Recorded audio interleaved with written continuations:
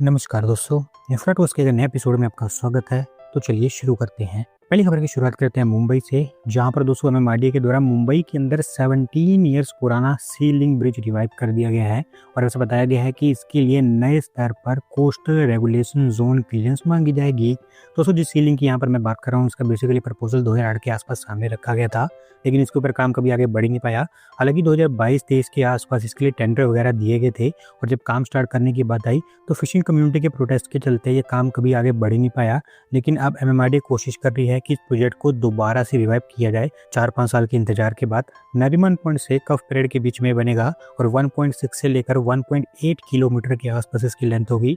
हालांकि अगर 2008 के अकॉर्डिंग इसका कंस्ट्रक्शन होता तो 284 करोड़ रुपीस में बन जाता, लेकिन अब क्योंकि काफ़ी समय गुजर चुका है तो कॉस्ट इसकी बढ़ गई है और अब इसके कंस्ट्रक्शन के ऊपर 588 करोड़ रुपीस का खर्च आएगा।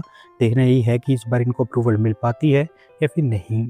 अगली दोस्त अपडेट गुजरात से है, जहां पर दोस्तों गुजरात के अहमदाबाद के अंदर स्टेट का पहला अर्बन केबल स्टेट फ्लाईओवर तैयार हो चुका है और साथ ही साथ इसको गुजरात के चीफ मिनिस्टर के द्वारा इनॉग्रेट किया गया है। तो दोस्तों ये फ्लाईओवर अहमदाबाद के भट्ट सर्कल पर बनकर तैयार हुआ है, जिसको भट्ट जंक्शन भी कहा जाता है। अहमदाबाद गांधीनगर कॉरिडोर पर 1.48 किलोमीटर की इसकी टोटल लेंथ है।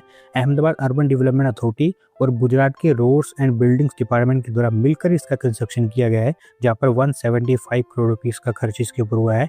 इसके चलते होगा ये कि भट्ट सर्कल पर एसपी रिंग रोड और अहमदाबाद गांधीनगर कॉरिडोर का जो इंटरसेक्टिंग ट्रैफिक हमें देखने को मिलता था वो बिल्कुल सेग्रीगेट हो जाएगा। एक साइड से आने वाला ट्रैफिक ऊपर से जाएगा, जबकि दूसरी साइड से आने वाला ट्रैफिक नीचे से जाएगा। इसके चलते यहाँ पर जो ट्रैफिक पहले होता था वो बहुत ही ज़्यादा कम हो जाएगा और इवेंचुअली यहाँ पर लोगों का फ्यूल भी बचेगा और साथ ही साथ समय भी।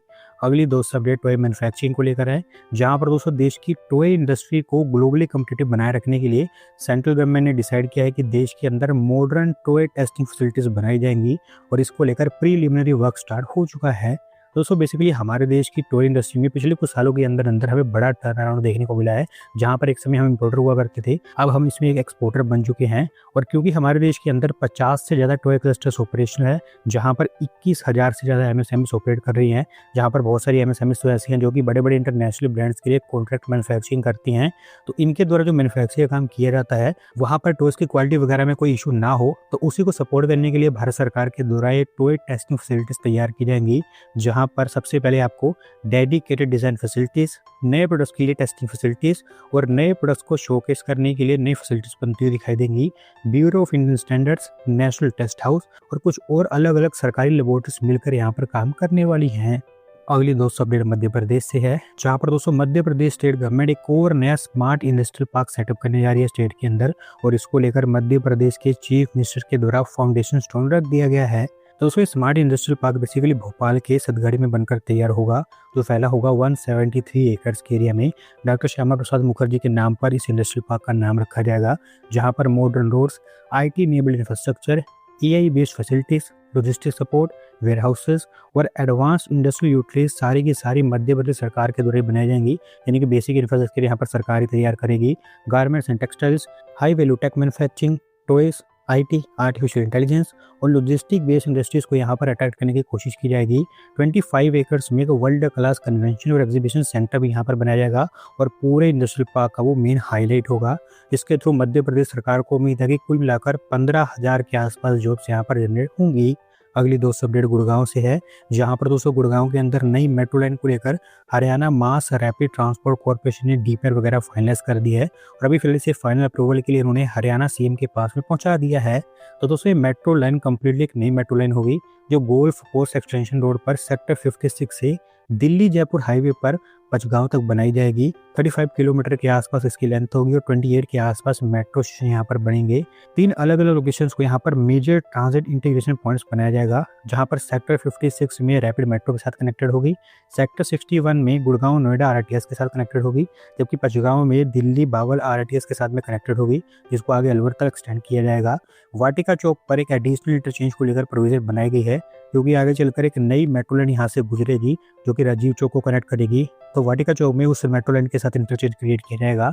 10,428 करोड़ रुपीस का इसके ऊपर खर्च आएगा, जिसमें से 10% फंडिंग तो सेंट्रल गवर्नमेंट देगी, बाकी 15 से 20% के आसपास फंडिंग स्टेट गवर्नमेंट देगी और बाकी पैसा यहाँ पर लोन के रूप में आएगा। अभी देखना ही है कि कब तक इसको हरियाणा के CM की अप्रूवल मिलती है। अगली दोस्तों अपडेट तमिलनाडु से है, जहां पर दोस्तों तमिलनाडु के अंदर एन्नोर एलएनजी टर्मिनल को फाइनली एक्सपांड किया जा सकता है, क्योंकि हमारी union ministry of environment, forest और क्लाइमेट चेंज के द्वारा इसका एक्सपांशन को एनवायरमेंटल क्लियरेंस दे दी गई है। दोस्तों ये एलएनजी टर्मिनल नॉर्थ चेन्नई में लोकेटेड है, जिसको Indian oil LNG private limited के द्वारा ऑपरेट किया जाता है। पिछले कुछ समय से इसके लिए एनवायरमेंटल क्लियरेंस के लिए उन्होंने अप्लाई कर रखा था, और अब क्योंकि क्लियरेंस आ चुकी है तो काम आगे बढ़ पाएगा। अभी फिलहाल इसकी regasification capacity 5 million tonne per annum के आसपास है, और ऐसा देखा गया है कि ओवर द ईयर्स ये एलएनजी टर्मिनल भारत का one of the main LNG terminal बन चुका है। आसपास की डिमांड को ये बड़े स्केल पर फुलफिल करता है, और यही मेन कारण है कि अब इसको एक्सपांड भी किया जाएगा।